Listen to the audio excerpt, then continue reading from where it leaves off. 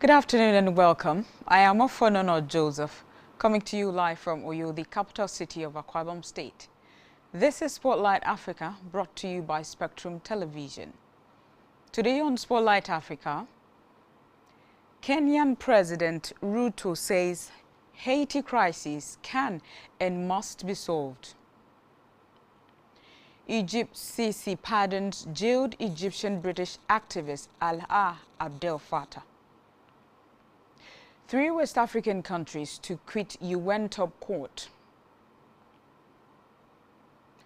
DRC set to replace ban on cobalt exports with strict annual quotas. Plus,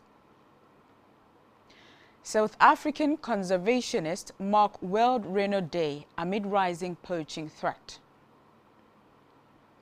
These stories are all just ahead on Spotlight Africa.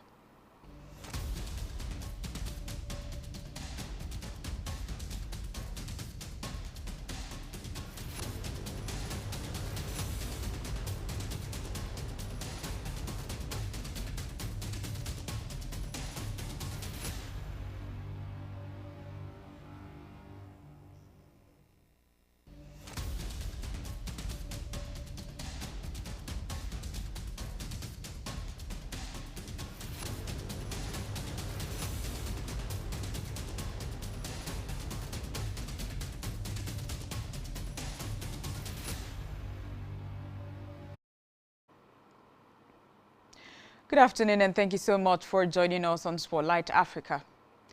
First today on Spotlight Africa, Kenya's president on Monday said the situation in Haiti can and must be solved despite logistics and resources issues associated with the Multinational Security Support Mission (MSS) in Haiti. William Ruto spoke at the high-level meeting on Haiti during the United Nations General Assembly in New York. He said the biggest challenge the MSS faces is logistics, transport and support. He added that if that remains unpredictable, he said he was afraid the next mission may suffer the same as MSS. The UN Security Council created the MSS with a resolution adopted on 2 October 2023. As of June 2025, fewer than 1,000 personnel, mostly from Kenya, have been sent to Haiti, well short of the 2,500 troops planned for the UN-backed mission. In his comment, Ruto thanked the United States for its efforts to provide transportation, but regretted the sometimes poor condition of US equipment.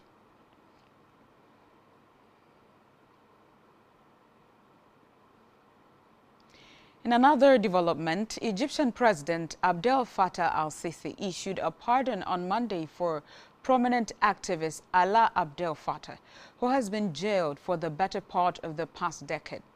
Prominent Egyptian-British activist Alaa Abdel Fattah, who spent much of the past decade in jail, became a symbol of the struggle for human rights in Egypt.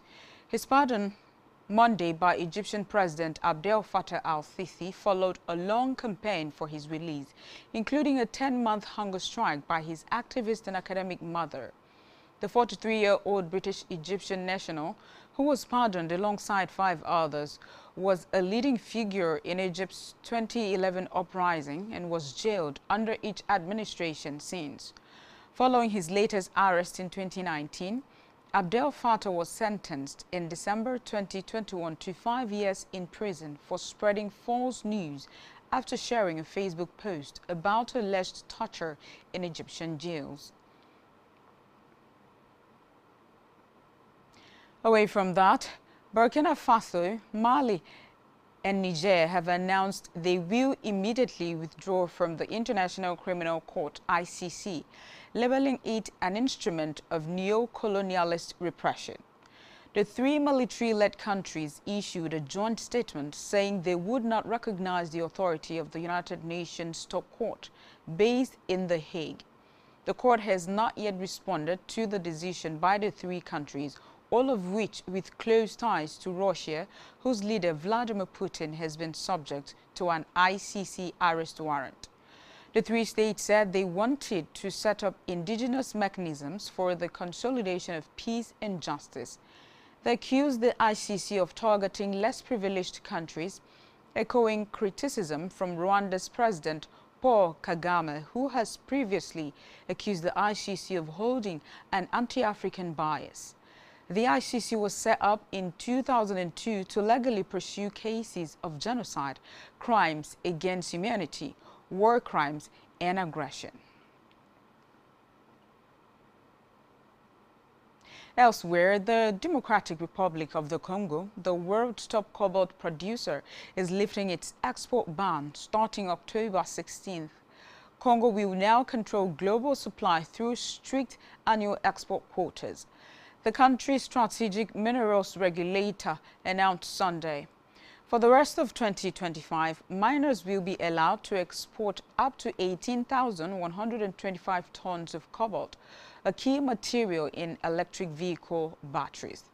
Annual caps will rise to 96,600 tons for both 2026 and 2027. The ban in place since February after cobalt prices hit a 9-year low had triggered force majeure declarations from major producers, including mining giant Glencore. The quota system, backed by Glencore but opposed by CMOC, aims to reduce oversupply, support prices, and tighten market control, especially in the face of rising conflict in eastern Congo, where illegal mining is helping fuel violence by M23 rebels. Congo's artisanal mining sector, largely unregulated, remains a challenge for global traceability and ethical sourcing. The regulator says 10% of cobalt exports will now be reserved for strategic national projects, and it can buy back any stockpiles that exceed company quotas. Quotas may be adjusted based on market trends or local refining progress.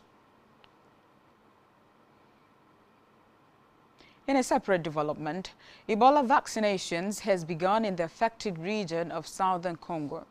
The World Health Organization Africa's program officer, Dr. Patrick Otem, said more than 500 healthcare workers and contacts have received their vaccination. He said 760 doses have already been delivered to Bulape, the locality at the center of the outbreak, while another 45,000 doses are expected to arrive soon in Kinshasa to reinforce the campaign.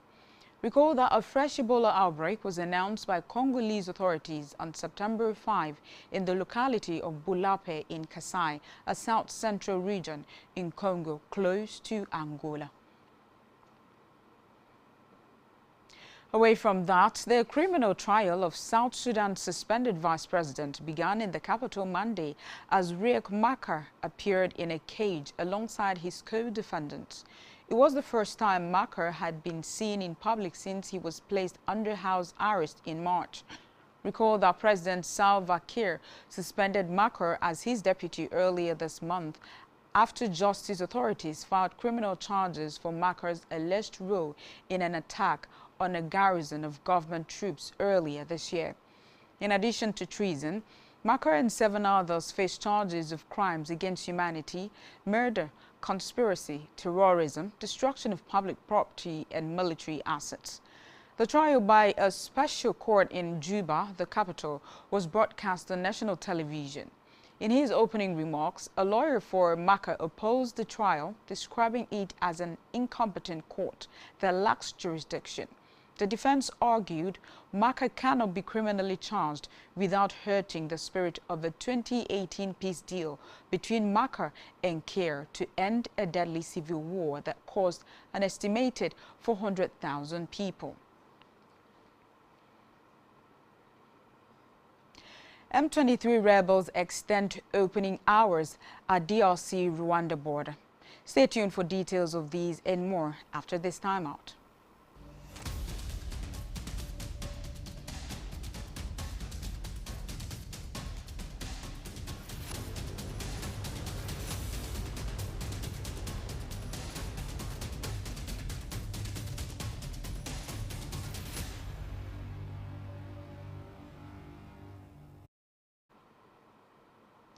Many thanks for sticking with us. Now we conclude the rest of our stories on Spotlight Africa. Conservationists in South Africa are marking World Rhino Day under the shadow of relentless poaching as the country continues to be both a safe haven and a battleground for the iconic species. Reserve, home to a thriving rhino population. Strict security measures are in place, though the details remain secret to prevent poachers from exploiting vulnerabilities.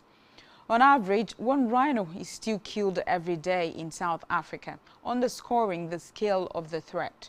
Wildlife monitor Marius Falls made an emotional appeal to the public, urging support rather than unrealistic expectations of rangers on the front line.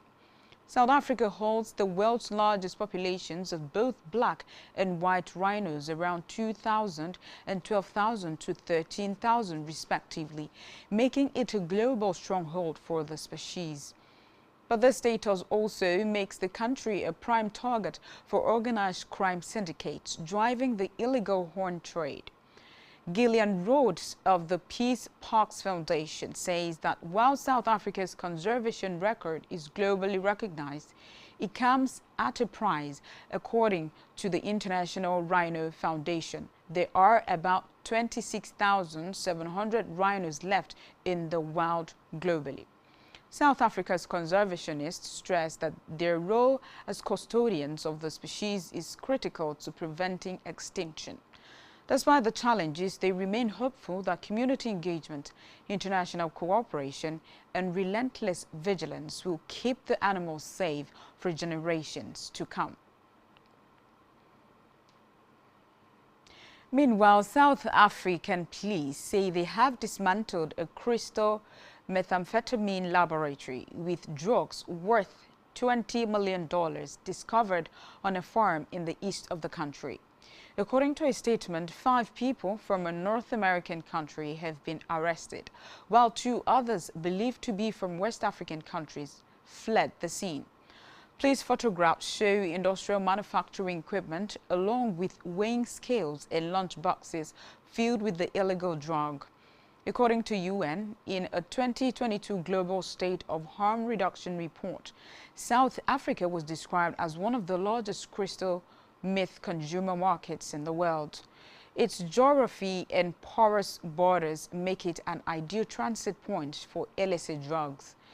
In Friday's raid on the farm in Volksrust, 225 kilometers, that's 140 miles southeast of Johannesburg, the police also seized a pellet gun loaded with blanks. The farm caretaker, who has also been arrested, was found with 3 live rounds.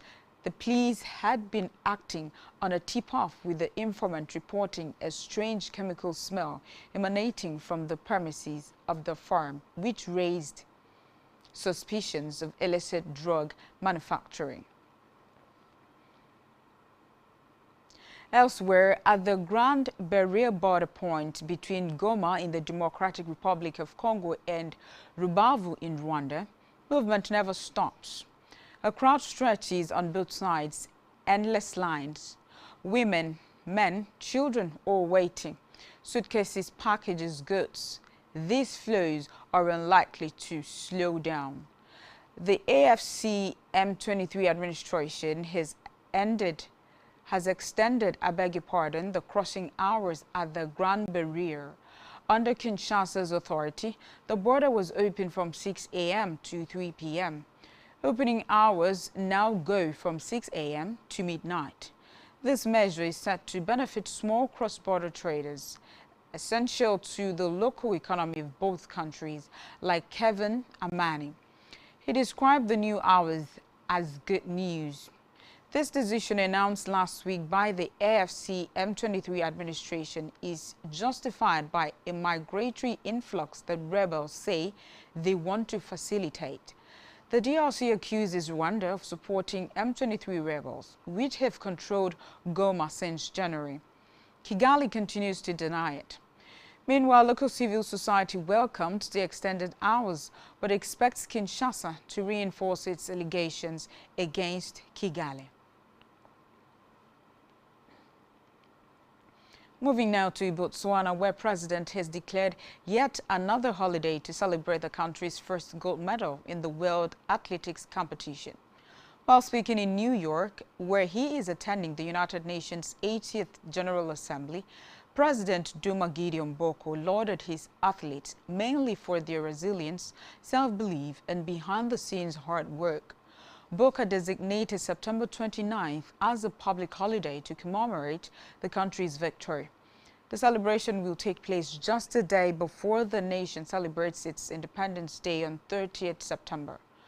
Botswana clinched the gold medal in Tokyo in the 4x400 meters race, marking its first in the history of the World Athletics Championship, a landmark moment that has captured national attention and placed the country in the global sports spotlight.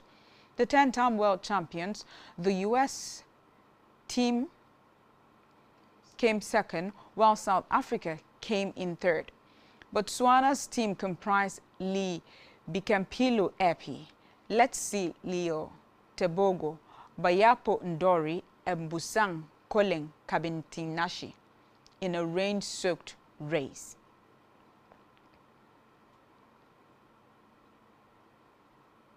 Lastly, on Spotlight Africa, Kenya is toasting a golden generation of female track stars after they led the nation to second place in the medal table behind the United States at the 2025 World Athletics Championship.